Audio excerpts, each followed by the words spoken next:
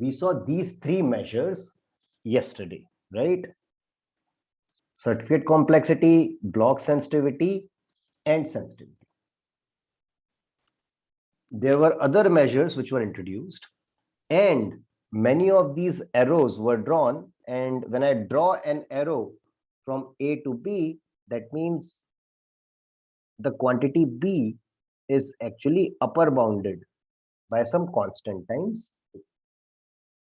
This is what arrow means here. Most of the time, this is just going to mean that B is less than equal to A. Sometimes we need a constant.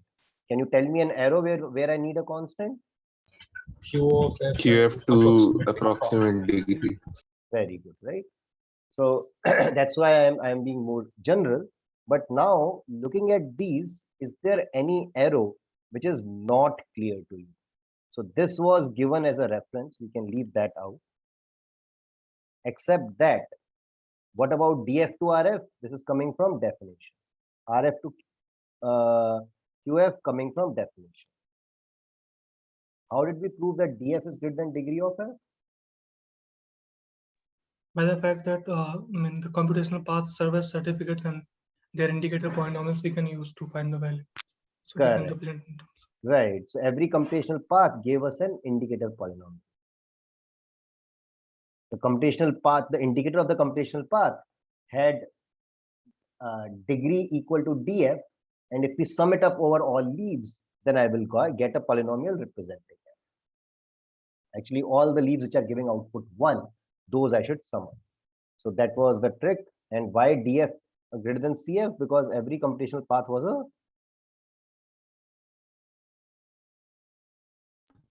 Certificate. certificate. Good. Okay. Again, degree f more than approximate degree. This is by definition. QF more than approximate degree. This was what we called polynomial method. We gave a proof of it. If you don't remember it, it's okay. You can look at the notes. But this was block sensitivity more than sensitivity. Again, by definition. So the only other thing was which we proved yesterday, CF greater than block sensitivity. And what was the argument there? Except Udit, can someone tell me what was the argument for CF more than block sensitivity?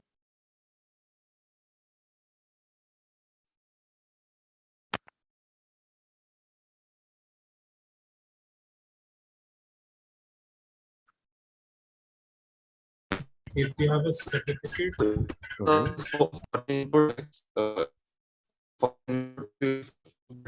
CFX is greater than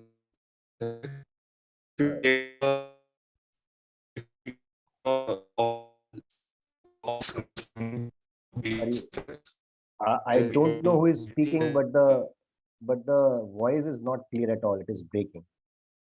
Was it Vatsal? I think Aditya. Aditya. Okay. So anyone else except Aditya? Okay. Slightly better. Yeah. Yeah, Aditya. Why is certificate CF more than block sensitivity? So CF for CFX, let's say we have the optimal set to be S, and then for BSFX, let's say the optimal blocks are B1 to BT. Then each BI must intersect with C. Must intersect with S. Oh, you are calling it S. Yeah. Right? Yeah. Why S intersection BI is not phi, that is clear, right? Is there a question about this? Okay. So what we have seen is this graph where, we have these lower bound things. This is what we saw yesterday, right? But as talked about before, all these measures are measures of complexity. And intuitively, it should not happen that one complexity measure is very big and other is very small. For example, if someone says, oh, for some function df is n, but the block sensitivity is, 1. That would be very, very weird, right? That means somehow these complexity measures are not very related. If they are capturing complexity of the function, they should not. Obviously, they are capturing complexity in different domains, some in algebra, computation, combinatorial measures. But since they are still talking about the complexity of the function, there should be some relation to it. And the thing we are happy with is if we can say that these complexity measures are polynomially related. What does it mean that two complexity measures are polynomially related? Right? This is what we want to relate any two complexity measures in this graph by a polynomial. What does it mean? I will describe, but there are many pairs here. And for each of the pair, we want to show that both of them are bounded by each other by a polynomial. Let's start with an example. Suppose A is df and B is block. Right? These are the two complexity measures.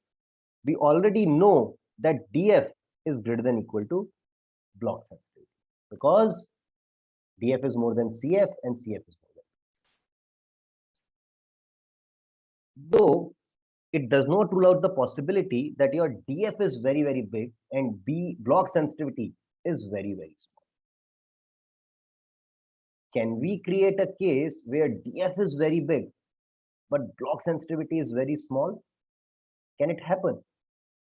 To argue against that, we want to come up with a statement like this. First guess might have been, is df less than order of block sensitivity of f?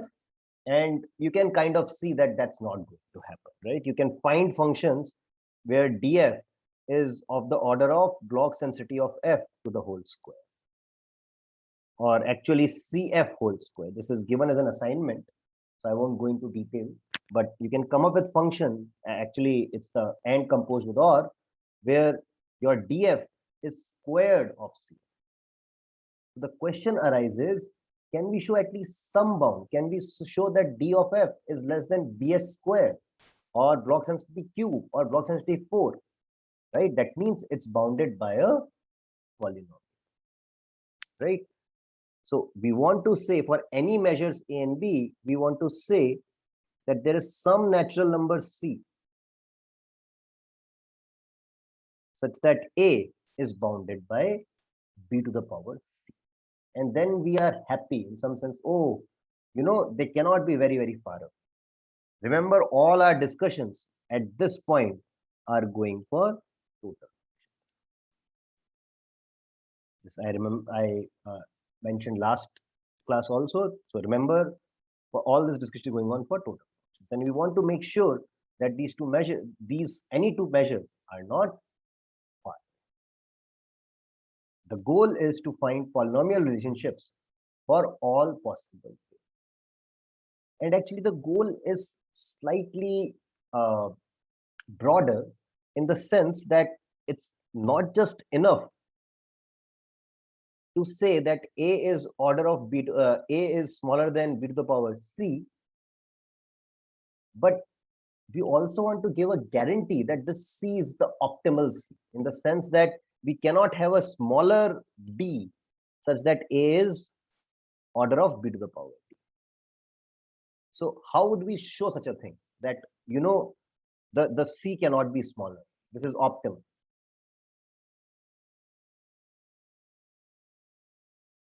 To give an example, like that Right. gives the bound. Exactly. We will just construct a function where a is actually equal to theta b to the power. If we give a function, then we know that this is the tightest possible relationship between these two. And that would be the complete, how I should say, complete picture that these are the complexity measures. This is a zoo where a lot of complexity measures are involved, but each of them, we know how far they can get away from each other. What are their limits? That's the final goal, but the beginning goal is to at least show that they cannot be very far away. They cannot be exponentially far. And today we are going to take an important step in that direction. You want to again show that each possible pair is polynomial related. Any questions about this polynomial relationship between two complexity measures? Are we okay with that?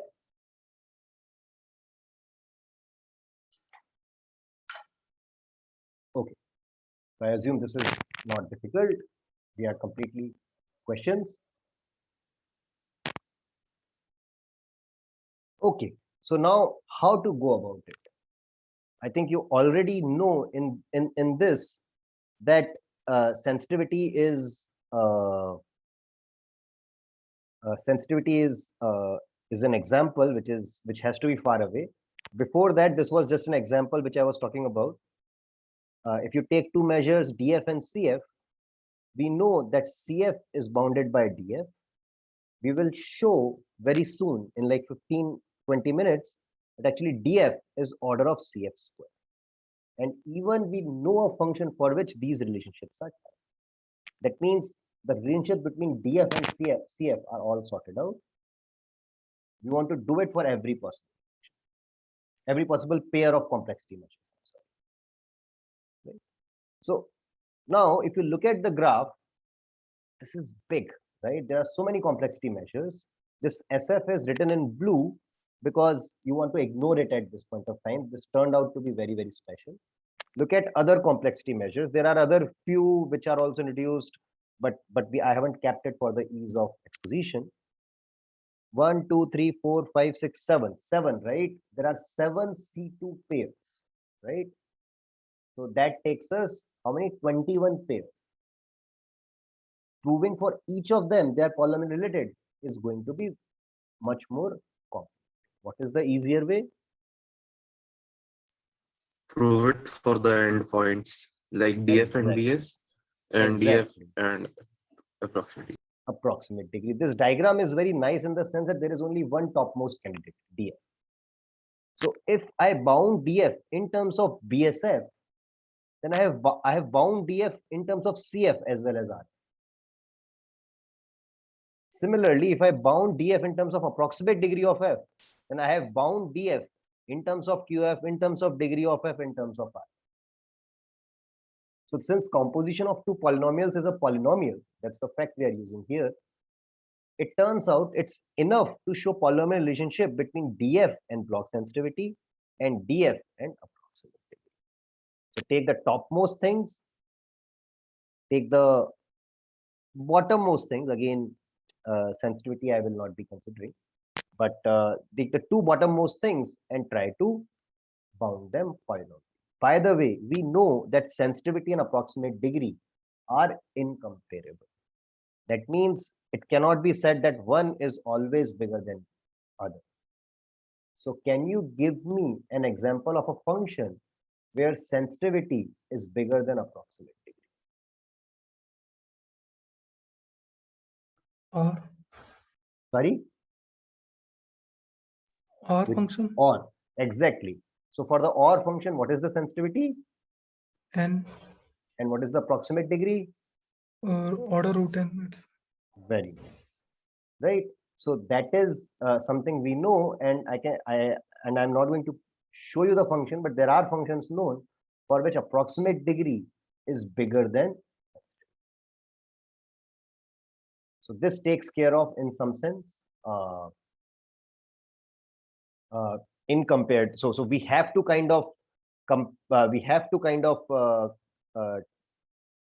talk about both log sensitivity as well as approximate degree. We can't make it short. So this is our goal. Bound df in terms of block sensitivity as well as approximate degree. This will not be done in one step. We will show multiple bounds. First, we will bound df in terms of block sensitivity. That will also take multiple steps. And then block sensitivity will be bounded by approximate degree. So let's start. Let's start with multiple bounds, and you will see that all these things except sensitivity will become polynomially. That's the goal, right? Forget about this thing. Everything else should be polynomial. And that will be achieved by this. Any questions? Is it okay that if I bound it in terms of block sensitivity and approximate degree, then everything becomes polynomial related? That's a simple argument. Is it clear? Questions about that? Okay, then we are ready to prove the three bounds, which will take care of everything. We wanted to bound DF in terms of block sensitivity. It turns out that's not that easy. But we can bound DF in terms of CF and block sensitivity. That's the start. Then we will see. Then we will convert everything into block sensitivity later. But for to start with, we want to say that my DF is less than equal to CF times block. And this should happen for all Boolean functions. Right? Now, if someone says that you want to prove such a thing, how will you do it? Like, what will be your thought? How would you start?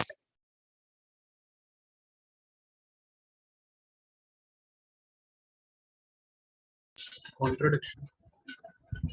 Contradiction. Okay. So contradiction. So suppose DF is bigger than CF times BSF, then Try to show that it contradicts some particular property of a Boolean function. It might make it. I see. So this is not okay. Maybe do it for all F. Okay, wait. Yeah, we have to do it for all F. But okay. So what is DF? DF is a minimization problem In or a this case, maximization if we problem? start with a tree and then try to we start with a tree and have it some DFF, and then we try to give the bound. Okay. So I mean, okay. I was just saying that going from right to left would be a difficult thing because we would have to construct a tree there.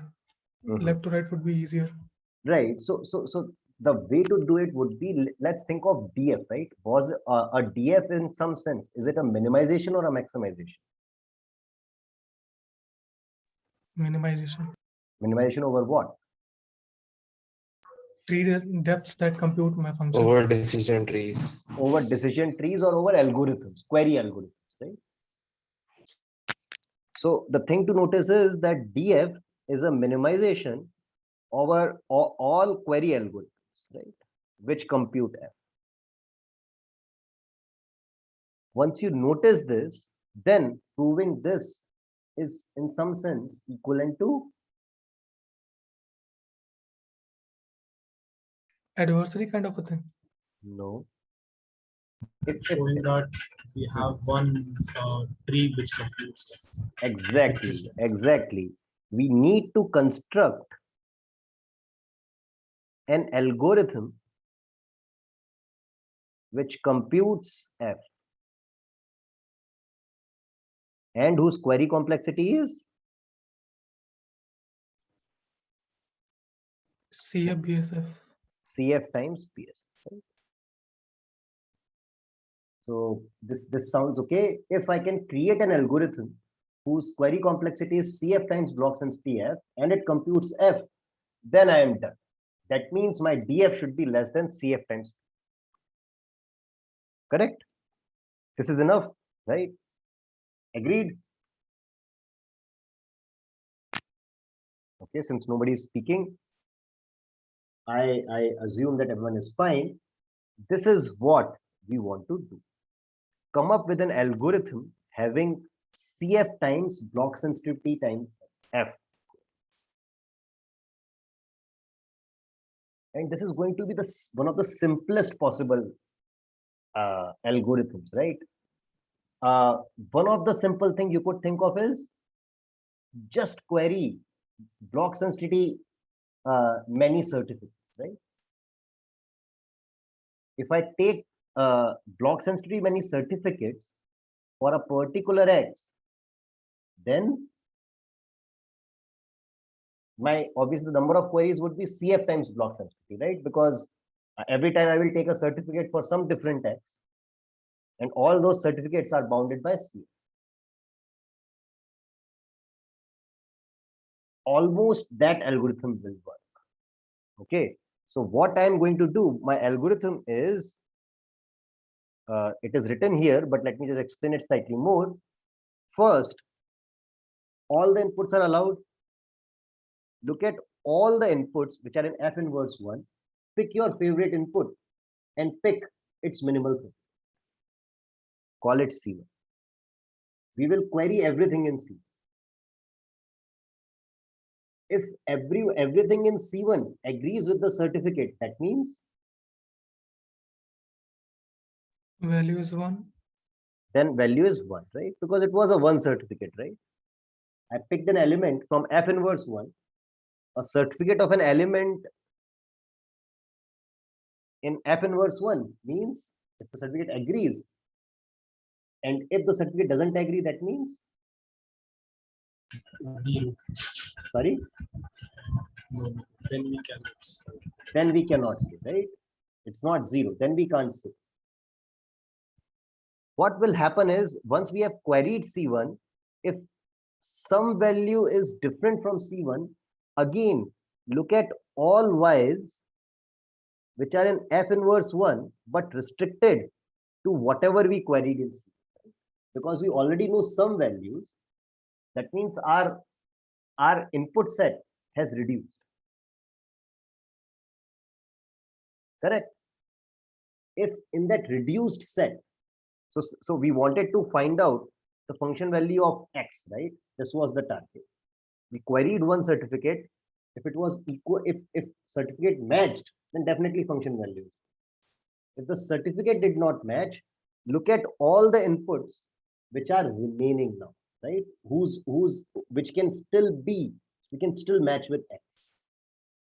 If in all those inputs, every input's value is 0, that means fx is 0, right? Zero. Right.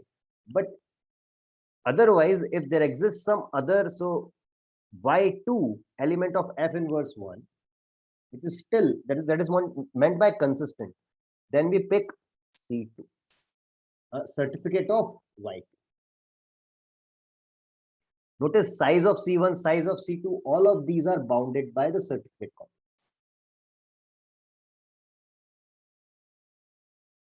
Okay. Again, if my queries match with C2, then f of x is equal to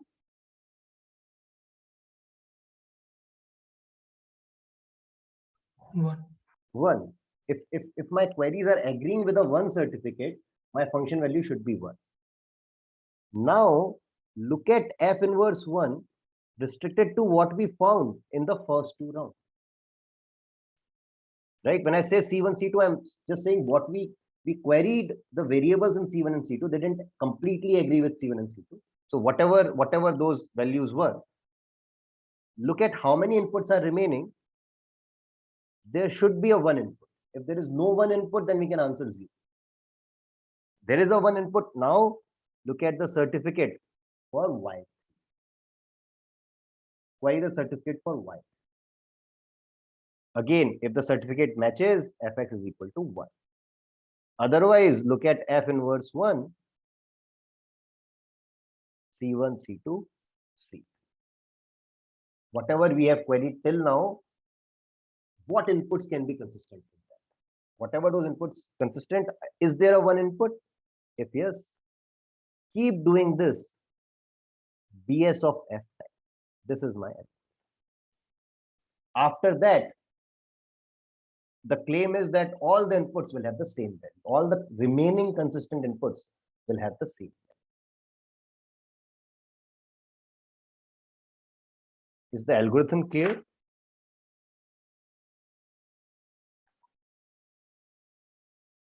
So when do we assign fx is equal to 0? There are few cases. One, if you look at the restricted inputs, right? We have queried something. We have queried C1, C2, C3, C4, suppose. After that, the only remaining inputs which are consistent with our queries all have value 0. That means I can't find a 1 certificate. Then I will answer fx. Okay, so That's at one case. At each iteration, this At should be. at each iteration, I might answer 0 if I cannot find a 1 certificate, a consistent 1 certificate. Okay. And another case is I have done this certificate rounds, block sensitivity F times. So call block sensitivity to be B, right? Just let's keep it so that my life is easier. If I have done this loop B times, after that, I have some consistent inputs remaining. I pick a random consistent input after this. If the value of the function on that input is 0, then again I answer. There are like these two ways in which I can answer.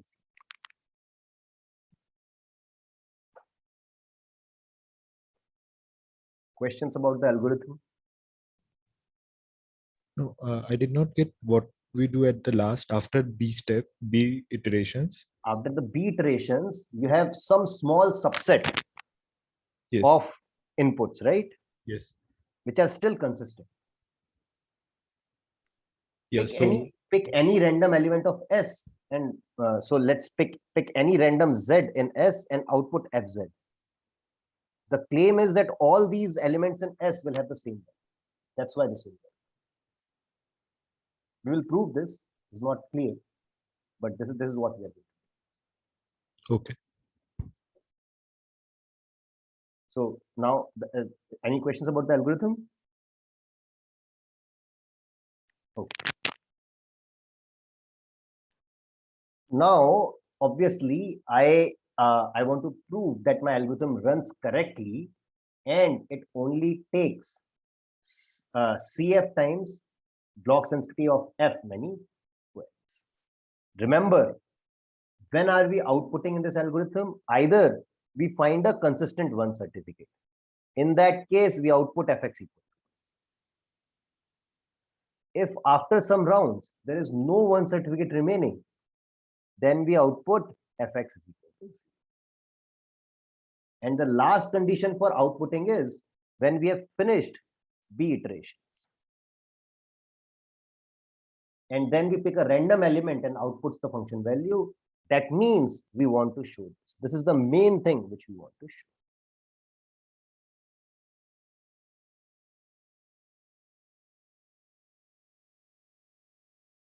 Everyone agrees these are the three output conditions, right? So one question. What do you mean by no one certificate is Sorry? that second statement?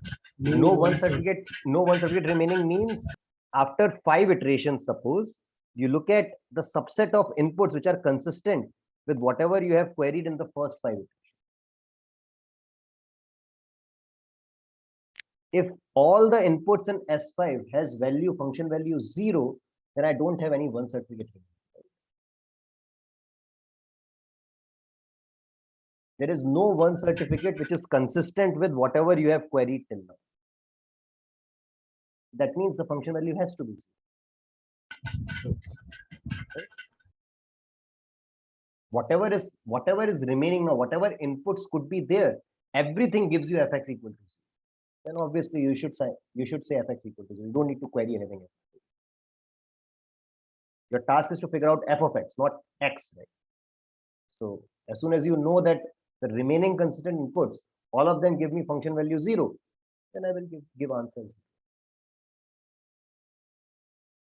So these three are the output conditions.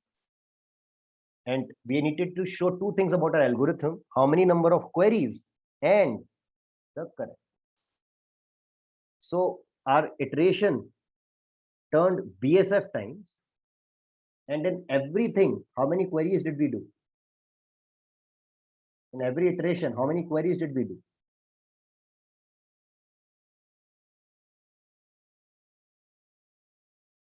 At most CF. At most CF, because we will pick the minimal certificate of a consistent one input, right? So when the certificate complexity is CF, remember, CF is max over X, CF of X. That means for every input, there exists a certificate whose size is less than C of X, right? This is what it means. I have a question. Just give me a second. Let us say in the first case, like the certificate does not match in the first query. for first y1. So when we take second f inverse 1 restricted to C1 means all those which match with the certificate. So if we pick now No, one no, no, no, y, no, no, no, no, no, no. We are not taking the ones which match with the certificate. We are taking the which ones which match with correspond the to the query. query values that we get. Got for C1. Yeah. So for that set, if we pick another y from the set, then how can we say that its certificate like now? So the newer certificate, how can we say that it's like its size should be smaller than set C of f? Like I'm not getting how the certificate would remain same now. Okay. So you pick the Y2, right? You pick the Y2, which is consistent, which is in this set, right? Yes.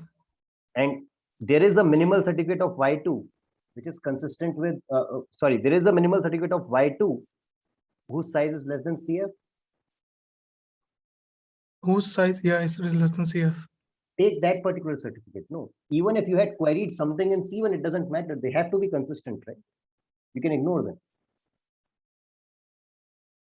Okay. right? There is some S such that cardinality of S is less than C of F. This is a certificate of Y2. This might have something common with C1. Check Okay. them Okay. again if you like, it doesn't matter, right? They have to be the same. Y2 is consistent with C1, right? Yes. So those things cannot change. See, the point is the certificates of Y2 cannot become invalid, right? Because Y2 is in this set.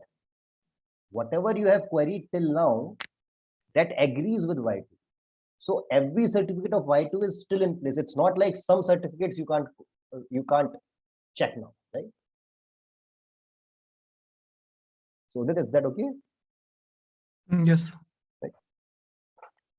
Okay, so at each point, you can always pick a certificate size less than CF. So the number of queries are less than this. So that is great. That's the simple argument.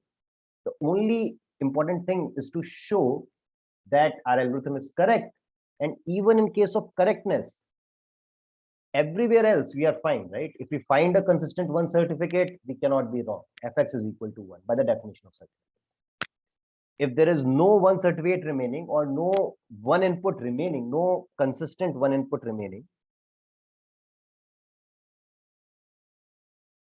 then also that means f of x is equal to 0, right? Because obviously x has to be in one of the consistent inputs and the value for that is 0. So the only case where we have to show correctness is the case when we finish all block sensitive, all B iterations, right? So the only thing to show is output after B iterations is also correct.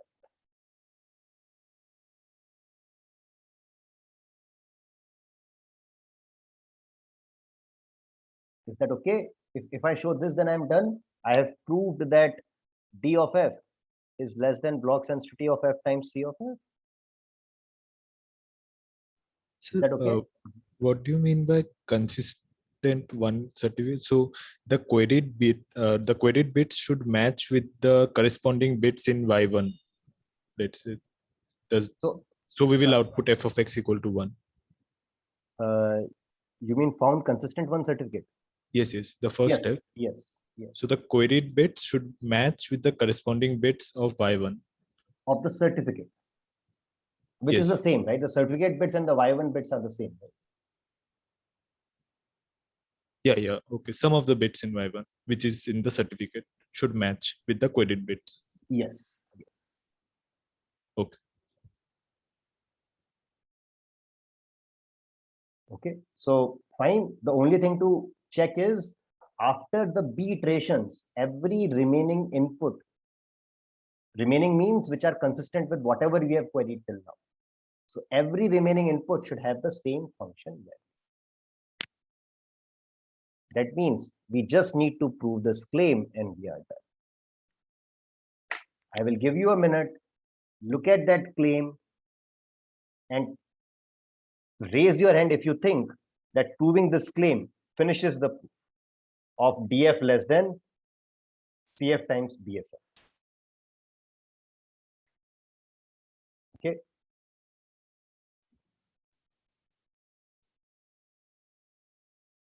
Raise your hand if you think that proving this claim is sufficient.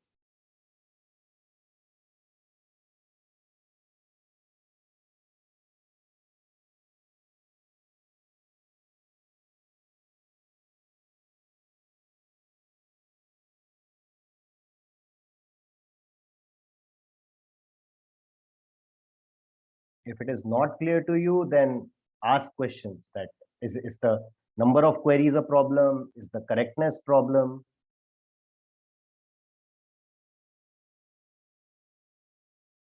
Anindyo, Vatsal,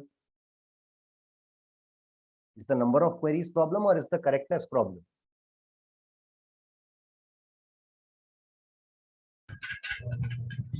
I think it's fine.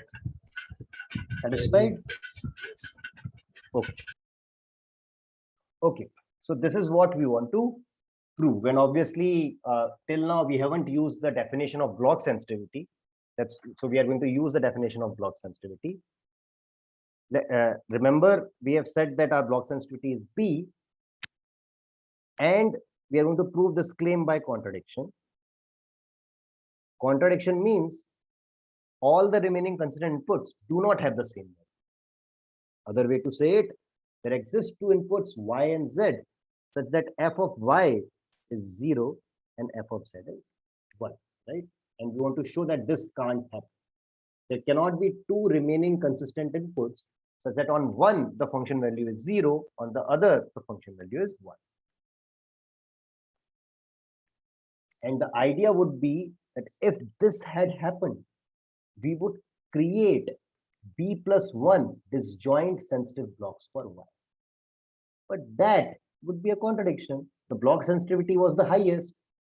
We cannot create B plus 1 disjoint sensitive blocks. That would be a contradiction because block sensitivity is B. The maximum number of disjoint sensitive blocks we could create is B. That is block sensitivity.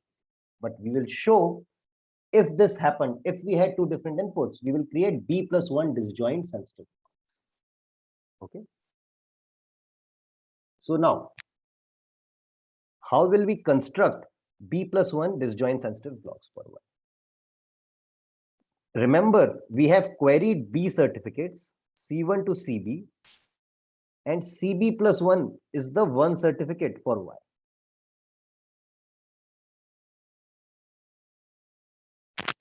Okay. So I have B plus 1 certificate. F of Y is 0 here, so it should be 0 certificate. One certificate for Z, I'm sorry. CB plus 1 is the one certificate for Z. I'm sorry. Yeah. Now, how should I define the blocks? Any idea?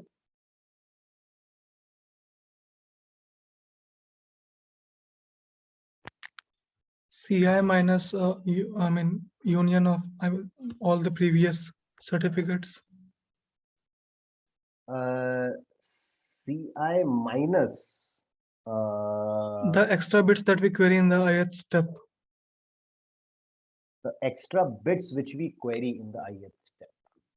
Okay.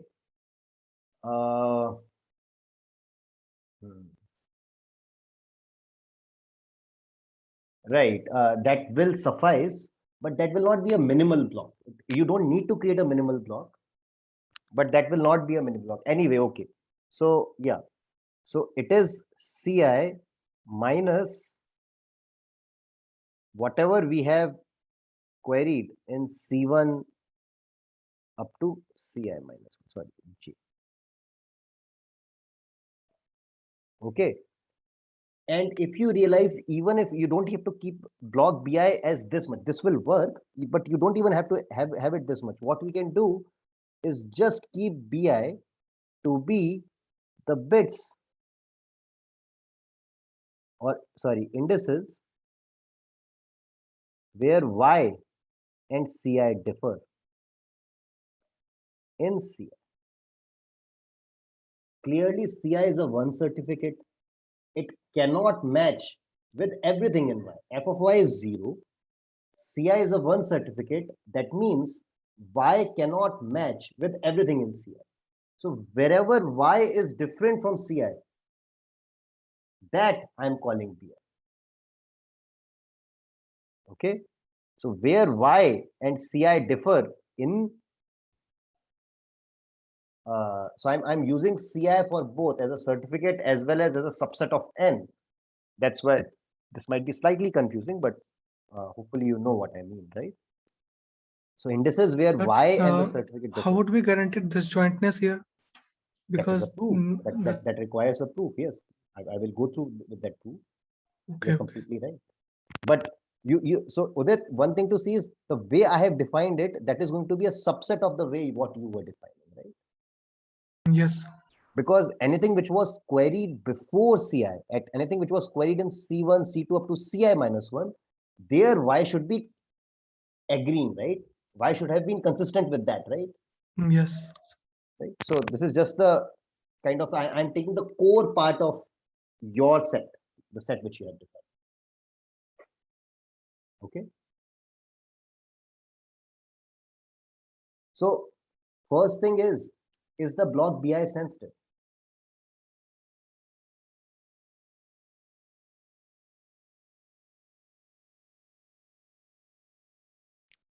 Come on, that's the Yes, by the easy assumption question, that right? we have f of y equals to 0. Yes, f of y is 0. And if I flip all the values of BI, then they will completely agree with certificate. Then I should get 1 because I'm agreeing with a 1 certificate. I'm agreeing with CI. So y of BI, this should definitely be 1. F of y is 0. So this block BI is sensitive for y. So the only remaining thing is to show disjointness, and then our contradiction will be fine. We will be able to construct B plus 1 disjoint sensitive blocks for y.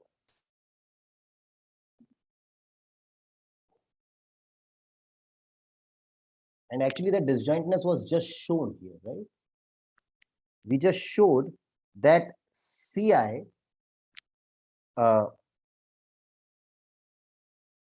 will have some part which has been already been queried. This is union of Cj, where j is equal to 1 to I minus 1, right? This is the part which has already been queried. Y is different from Ci, right? So, Bi is the part which is in Ci but different from the certificate. Now, clearly these two, the shaded part and the Bi cannot intersect, right? Because what happens if I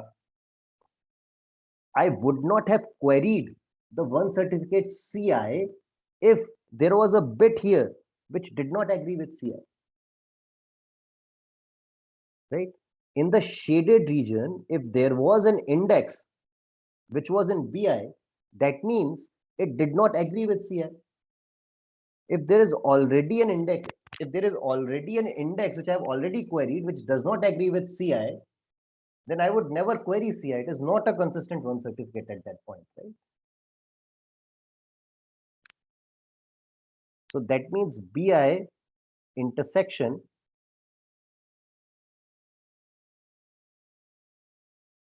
this union is phi.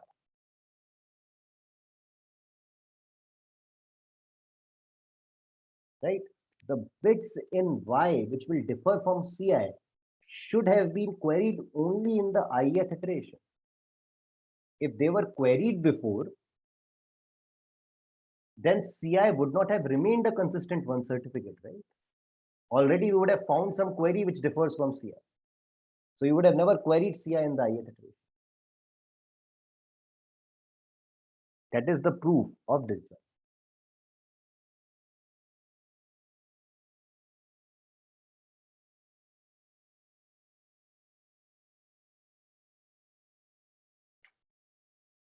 Questions?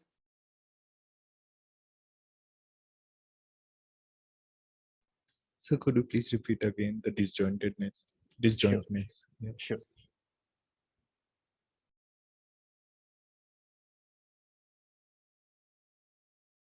Look at the certificate CI, right? This is some certificate. We know what is BI. What is the block BI? This is the place where Y and CI differ. Correct? Notice that Y is a consistent input after the B iterations. That means whatever we have queried has to be consistent with Y. Now it might happen that something out of C1, Ci minus 1, these might have something in common with Ci. Right? Some parts of Ci must have been queried before the ith iteration, right? This is the shaded region. What is it specifying? It is specifying the queries or indices in Ci which were queried before the ith iteration.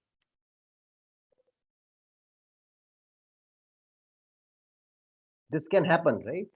My Ci is a big certificate. Some of it might have been queried beforehand. But what do I know about these indices? In all these indices, the value of the input at these indices should have matched with Y. Right? Y is a consistent input up to all the B iterations. So even if you have queried up to I minus 1 iterations, whatever you have queried should have been the same as whatever the values are in Y. So each of these points, the value at each of these indices match with Y. If there is an index which is present in BI, that means at this index, Ci is different. Whatever Ci was supposed to give, this index is not giving that value.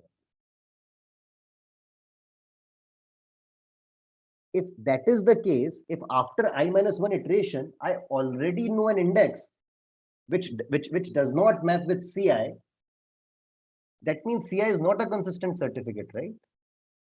If I already know an index which does not match with Ci, then I will never query Ci in the ith iteration. I will only query consistent one certificate, right? Things which already match up with whatever I have done till I minus 1. So every index here should match with value of Y. It should match with value of Ci. Whatever I have queried till I minus 1 iterations should match with Ci, should match with Y. That means their value should be same for everything in the shaded region. That means BI and the shaded region will not have any intersection.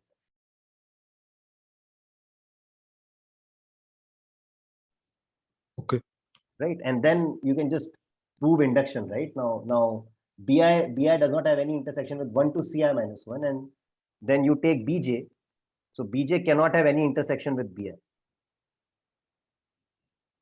Right? So Bi does not have any intersection with C1 to Ci minus 1. That means Bi intersection Cj, where j is less than I minus 1, this is fine. And I just show it in one direction, I am good enough. I don't have to prove like this j less than I minus 1, that is sufficient. For any two blocks now, I've shown that. And showing this disjointness, I have shown that df is less than Cf times block sensitivity. This is proved. I know that block sensitivity is less than Cf. So one side outcome of this is that df is bounded by Cf square, which was kind of an assignment in your question, not proving this thing, but you wanted to come up with a function where this is typed, where df is equal to theta of Cf square. That is an assignment. But anyway, this was not the thing which we were looking to achieve, right? We wanted to bound df polynomially with block sensitivity.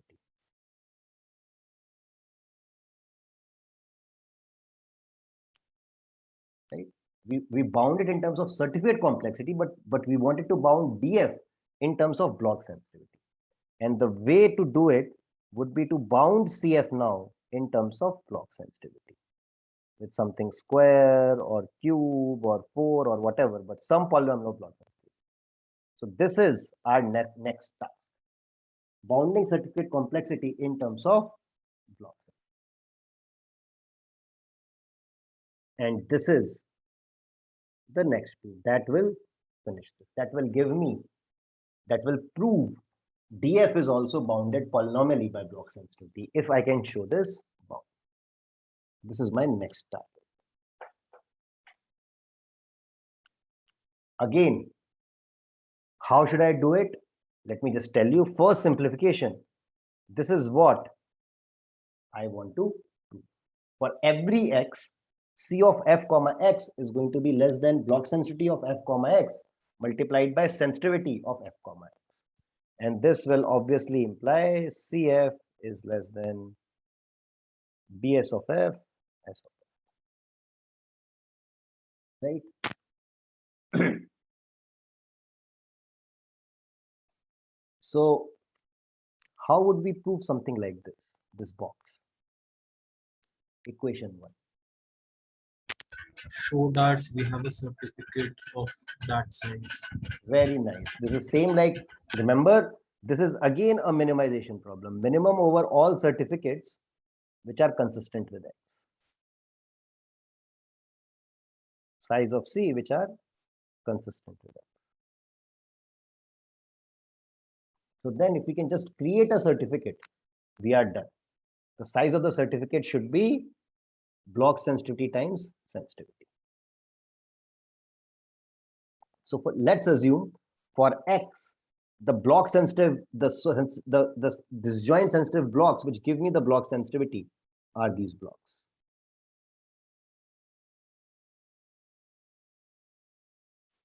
First important statement is that if I take the union, disjoint union of these blocks, that is a certificate.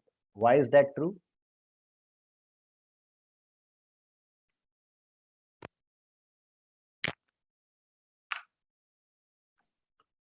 If I fix everything in my maximum disjoint block, sensitive blocks, then because even if after fixing these disjoint blocks, the value changes, that means that there would be two inputs where one bit differs and that bit doesn't lie in the union.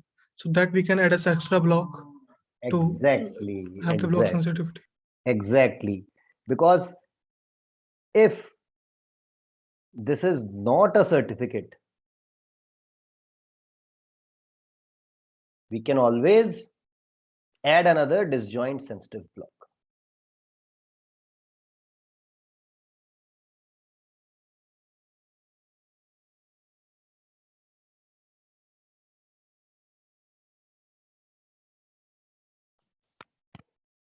Right?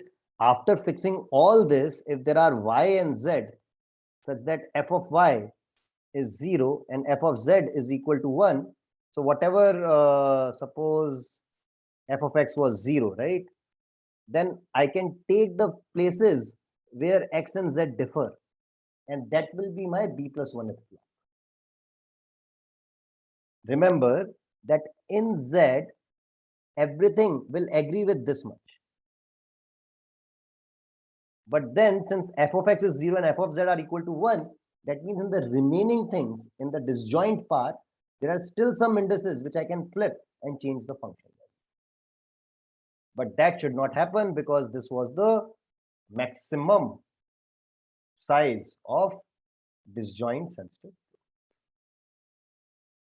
So this is clearly a certificate.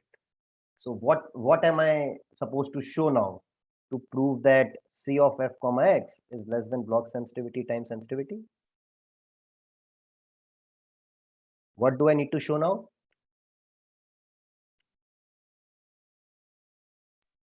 Size of every block would be smaller than sensitivity. Very good. This is the only thing I need to show. If I show that size of every block is less than sensitivity, there were total blocks, B number of blocks. That means the total size of this disjoint union would have been B times sensitivity of F. Because every block had at most S number of. So, okay, so this is important. I think one thing which I was not doing correctly,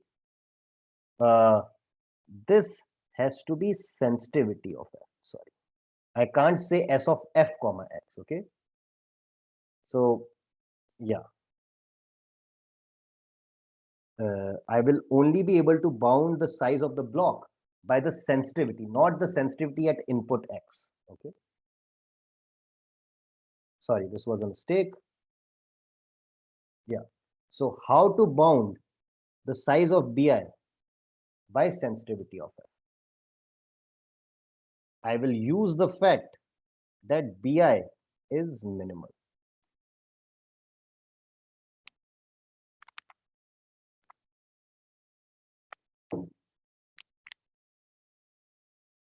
Okay. Do you see this now? Suppose there is Y. I look at any subset of BI. What do I know? BI is minimal. That means if I flip any subset of BI, what is my function value? It's the same. It is Same, Fy. F of Y, right? But if I switch BI, then it becomes, since BI is a sensitive block, why BI is different, right? What does that mean?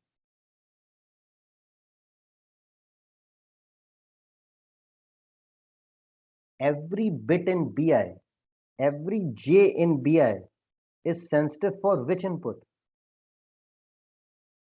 So if we had a subset which size mod bi minus 1, that is not a sensitive block.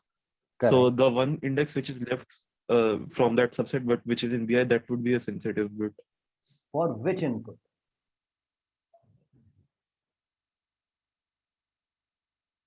I For mean, which? for the current x input we have. No, no.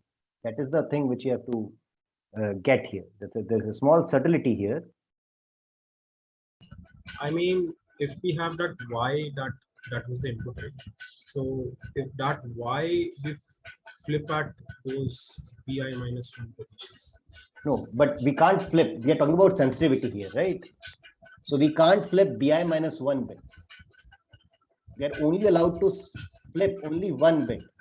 But if you look at a slightly different input, we know that for that input, even if I flip just one index of BI, my function value changes. Yeah, so I'm saying that take your input to be y flipped on those b minus 1 positions. Not, no. If you take it to be Y on BI minus 1 bits, again you will be in trouble.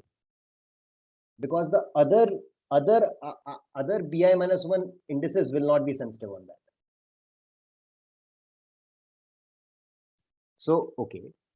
So what I'm saying is you have input Y, you have input BI minus J, and you have input BI. Is J sensitive on Y?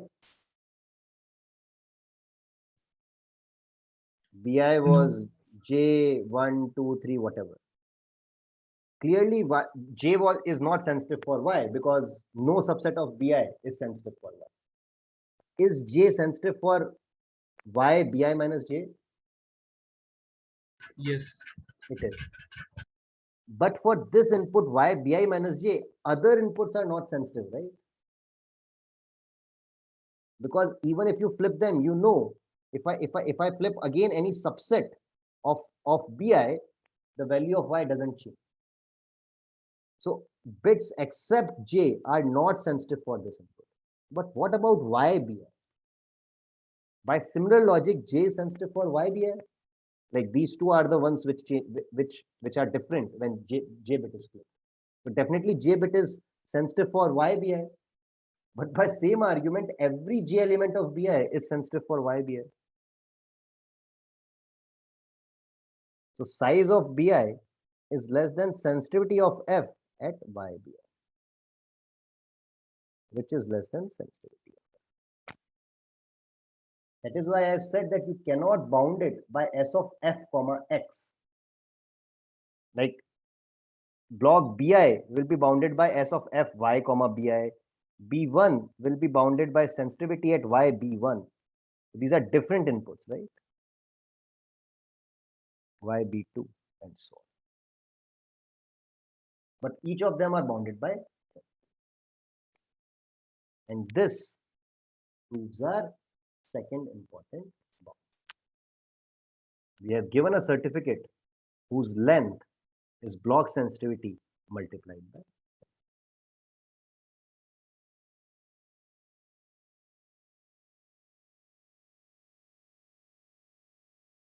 Okay, but the good thing now is that we have obtained that DF and block sensitivity are polynomially related.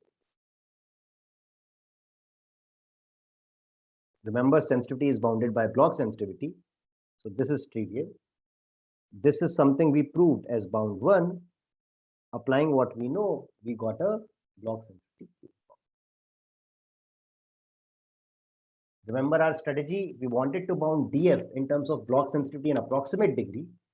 One thing we have done is that everything in this branch is polynomially related. And even in this branch is polynomial. What we are left with is approximate degree. And even that is just one bound. We are going to prove that block sensitivity is bounded by approximate degree. Not by approximate degree, but a power of approximate degree. And then everything is done, right? Look at this figure. DF is bounded by block sensitivity. We wanted to bound DF by degree, approximate degree. What we will do is we will relate these two.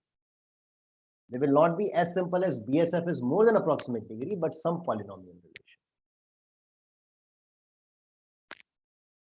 This is the third bound, and this will prove whatever you wanted to prove for today. Except sensitivity, everything else will be polynomially related once we prove this bound. But now my claim is actually you have seen this bound already, almost this bound already. So let me give you an idea. You can look at the reference in the notes and see the complete proof. I will only give you the idea of proving this, right? So in this case, I want to prove an upper bound on block sensitivity. In other way, I want to prove a lower bound on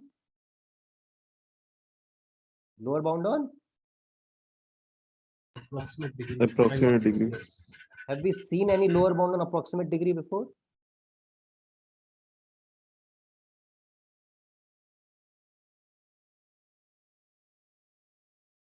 We saw one lower bound on approximate degree. What was that?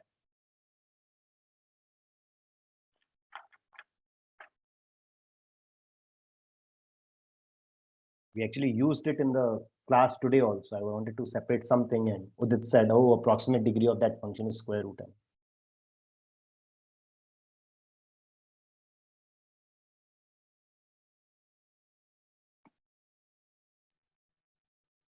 One bound is root n Polynomial if the method. function is symmetric and non-constant. If the function is symmetric and non-constant, you are using like a much stronger tool. But what was the first step in that? What is this function whose graph I am drawing, or whose approximate polynomial I am drawing? Or function. Or, right? So we proved that the approximate degree of or is square root n, no? Yeah. Right? We created this graph and we used this Markov brothers inequality. And we said that since it has Yeah. this sharp thing, right? So, okay, you don't have to remember exactly what we did, but the only thing we used was that the function value was 0 here, 1 here, and then it was bounded, right? But it was only in the case of symmetric function. F here need not be symmetric. So f need not be symmetric, but even if so that is why the bound will not be square root of n, right? I will make the function as symmetric, right? So okay, so first thing is you agree that for promise or approximate degree was square root n.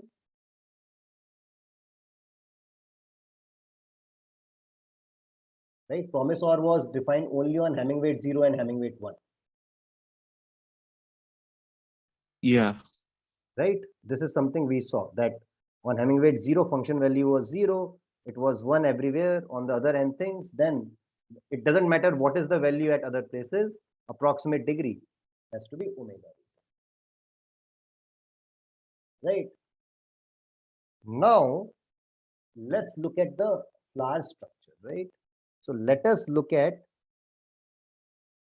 what do I mean by flower structure? This is what I am calling a flower structure, which actually happens in case of sensitivity also.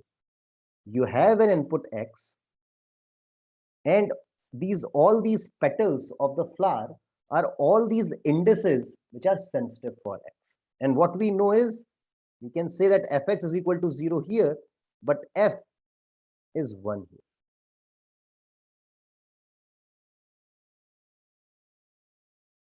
Right? Do you agree? Yes. Right? And then again, I'm not going to the detail of this, but you know what you can do is you can define a new function, which is, you know, you can, whatever is not the sensitive part, you can just fix those parts. Okay, you can fix them arbitrarily. Other bits which are not sensitive, you can fix them arbitrarily. And then here you have got a function which is like promise OR, which has this flower structure. So that means this new function g, approximate degree of g would be at least square root of sensitivity of it, right? Right? This number of petals was the sensitivity. And what we got from promise OR was that approximate degree was at least omega of square root of number of petals. Similarly, for this, we will get this, and the way we have constructed g, approximate degree of g, will be less than approximate degree of f, because we are simplifying g, right? We are fixing some values. So my g is simpler than f. Its approximate degree will be small. Again, I am not giving you a rigorous proof, but only an intuition. Only when you have this flower structure, you can create a new function g such that approximate degree of g will be omega of square root of s of f, because it has this, it is like a promise OR here, but approximate degree of f is more than approximate degree of g. And even for block sensitivity, it's not much different.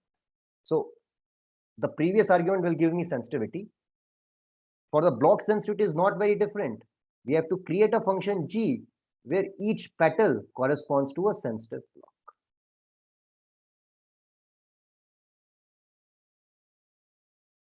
Okay, this was proved actually in Nissan and Zagady, paper 92.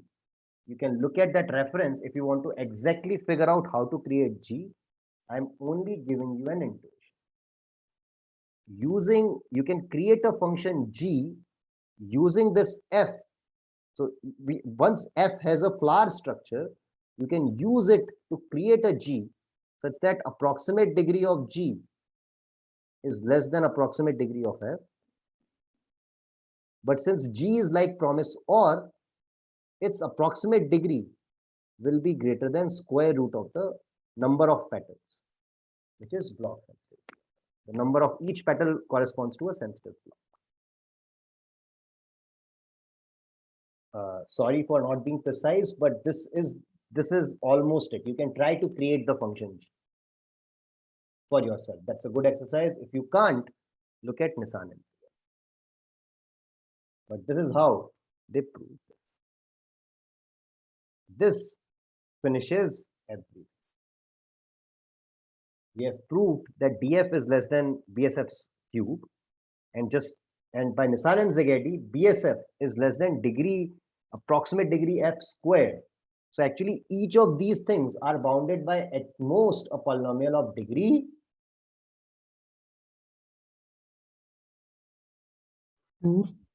Sorry? No, df was block sensitivity cube, and approximate degree was block sensitivity Okay. square, right? 6. 6. So all of these are within power 6 of each other. Is it the best? We don't know. Can we improve this? We don't know. A lot of research is still going on to that. But all the things in the blue are sorted out in terms of at least polynomial relationship. Whatever you have learned till now was the situation till 1990s. And people didn't know what happens to sensitivity. Is it polynomial related to any of these quantities? And actually, if you relate to any one of these quantities, then it is related to everything. Right? So the question was, can we show for any measure here, any measure from here, is it O of SFO? And this question was open for 30 years. Researchers waited for 30 years to find the answer. I did not wait for 30 years. I waited for 10 years. Good thing is, you will only wait for a week. Next week, I will show you a proof that this is indeed true. This is called sensitivity conjecture. It was proven 2 years back. So a wait of 30 years for some, 10 years for me, and 1 week for you. And you will see how you can relate even sensitivity with everything else. So everything in this diagram is polynomially related. This result was given by Huang in 2000. And the next week will be devoted to the proof of this sensitivity conjecture. It will relate sensitivity with decay.